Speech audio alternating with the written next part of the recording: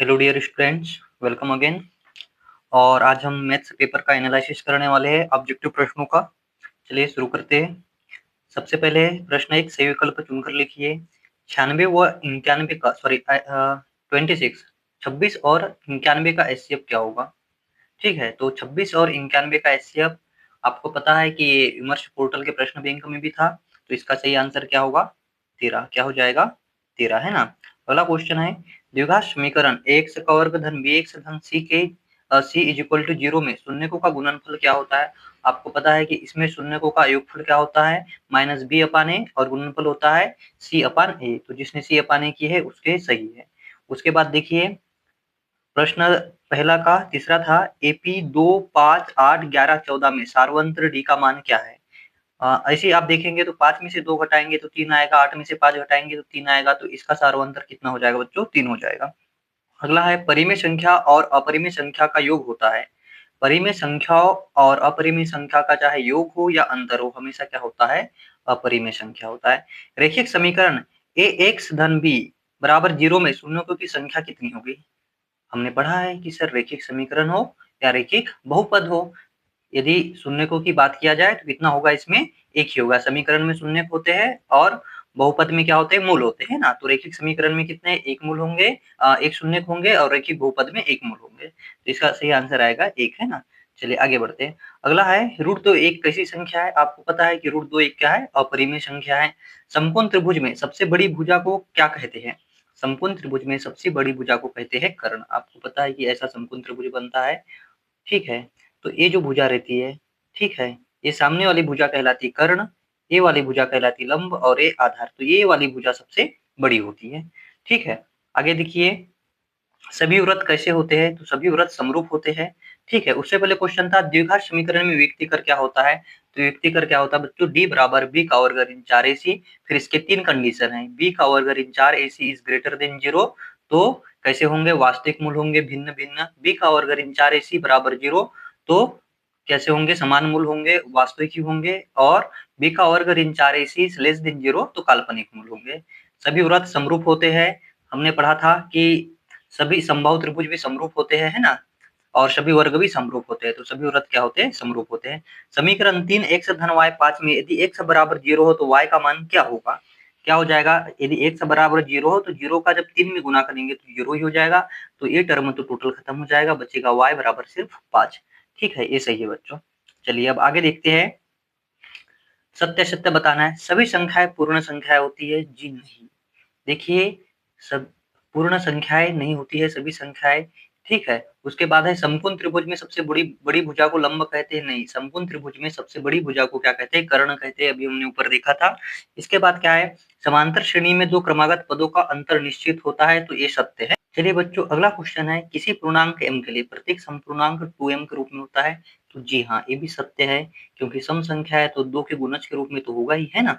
इसके बाद क्या है? समांतर श्रेणी, समांतर श्रेणी एपी के व्यापक रूप A plus D A plus two D A plus three D होता है। जी सही है। व्यापक रूप क्या होता है? A plus D A plus two D A plus three D होता है। तो इसमें 1 2 3 4 ही क्वेश्चन है, और एक्चुअली इसमें पास था। एक्चुअली इसमें पास था। प्रश्न 3 में थोड़ी सी गड़बड़ी हो गई है। पास था, देखिए ये यहाँ तक के ना एक क्वेश्चन था, और उसके बाद में ये एक क्वेश्चन था यहाँ से। ठीक है, तो आपको नंबर मिल जाएंगे यहाँ पे। चलिए आखिरी क्वेश्चन क्या था? समांतर श्रेणी एपी का व्यापक रूप क्या होता है। तो हाँ, ये भी सही है, ये भी सही है। इसके बाद क्या है? पाइथागोरस प्रमेय किस त्रिभुज में लागू होता है। तो आपको पता है समकोण त्रिभुज में लागू होता है। यदि व्यक्तिकर डी ऋणात्मक होने पर समीकरण के मूल कैसे होंगे? काल्पनिक होंगे। एपी 4, 14, 24, 34 खाली स्थान में अगला पद होगा, क्या होगा? देखिए 14 में 4 गया 10, तो 10 जोड़ दिए 34, और 10 कितना हो जाएगा इसमें? 44, है ना। इसके बाद क्या है? रैखिक समीकरण का मानक रूप होता है, क्या होता है? ए एक्स धन बी रैखिक समीकरण का मानक रूप होता है। जब किसी समीकरण निकाय का कोई हल नहीं होता है, रेखाएं कैसी होती है? रेखाएं समांतर होती है। कैसी होती है? समांतर होती है। इसके बाद क्या हो जाएगा? सही जोड़ी मिलाइए। ठीक है, सबसे पहले मूल बिंदु के निर्देशांक कैसे होते हैं? ओरिजिन जो रहता है 0 0 होता है। दो बहुपद का गुणनफल, दो बहुपदों का गुणनफल कैसे होता है? बहुपद ही कहलाएगा। दो बहुपद का गुणनफल भी क्या कहलाएगा? बहुपद ही कहलाएगा। डी बराबर 0 हो तो मूल कैसे होंगे? डी बराबर 0 हो तो मूल वास्तविक होंगे। एक्स अक्ष पर y का मान क्या होता है, 0 होता है। x अक्ष पर y का मान क्या होता है, 0 होता है। ठीक है, तो ये हो गया। इसके बाद प्रश्न 6वां से 2 नंबर वाले प्रश्न थे।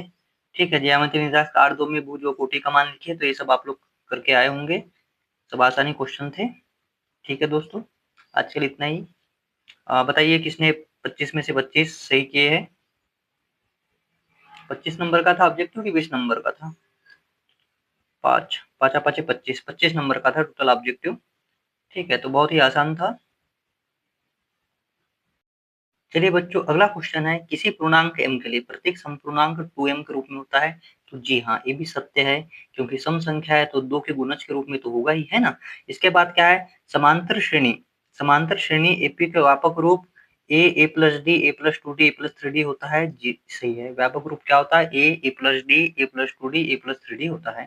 तो इसमें 1 2 3 4 ही क्वेश्चन है, और एक्चुअली इसमें 5 था। एक्चुअली इसमें पास था, प्रश्न 3 में थोड़ी सी गड़बड़ी हो गई है। पास था, देखिए ये यहाँ तक के ना एक क्वेश्चन था, और उसके बाद में ये एक क्वेश्चन था यहाँ से। ठीक है, तो आपको नंबर मिल जाएंगे यहाँ पे। चलिए, आखिरी क्वेश्चन क्या था, समांतर श्रेणी एपी का व्यापक रूप क्या होता है। तो हाँ, ये भी सही है, ये भी सही है। इसके बाद क्या है, पाइथागोरस प्रमेय किस त्रिभुज में लागू होता है। तो आपको पता है समकोण त्रिभुज में लागू होता है। यदि व्यक्तिकर डी ऋणात्मक होने पर समीकरण के मूल कैसे होंगे, काल्पनिक होंगे। एपी 4 14 24 34 खाली स्थान में अगला पद होगा, क्या होगा, देखिए 14 में 4 गया 10, तो 10 जोड़ दिए 34 और 10 कितना हो जाएगा इसमें, 44, है ना। इसके बाद क्या है, रेखिक समीकरण का मानक रूप होता है, क्या होता है, ए एक्स धन बी रेखिक समीकरण का मानक रूप होता है। जब किसी समीकरण निकाय का कोई हल नहीं होता है, रेखाएं कैसी होती है, रेखाएं समांतर होती है। कैसी होती है, समांतर होती है। इसके बाद क्या हो जाएगा, सही जोड़ी मिलाइए। ठीक है, सबसे पहले मूल बिंदु के निर्देशांक कैसे होते हैं, ओरिजिन जो रहता है 0 0 होता है।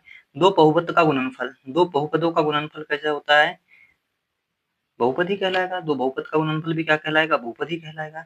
डी बराबर 0 हो तो मूल कैसे होंगे, डी बराबर 0 हो तो मूल वास्तविक होंगे। एक्स अक्ष पर y का मान क्या होता है, 0 होता है। एक्स अक्ष पर y का मान क्या होता है, 0 होता है। ठीक है, तो ये हो गया। इसके बाद प्रश्न 6वां से 2 नंबर वाले प्रश्न थे। ठीक है, ज्यामिति निर्देशांक 8 2 में भुज व कोटि का मान लिखिए। तो ये सब आप लोग करके आए होंगे, सब आसानी क्वेश्चन थे। ठीक है दोस्तों, आज के लिए इतना ही। बताइए किसने 25 में से 25 सही किए हैं। 25 नंबर का था ऑब्जेक्टिव कि 20 नंबर का था? 5 5 5 25 25 नंबर का था टोटल ऑब्जेक्टिव। ठीक है, तो बहुत ही आसान था।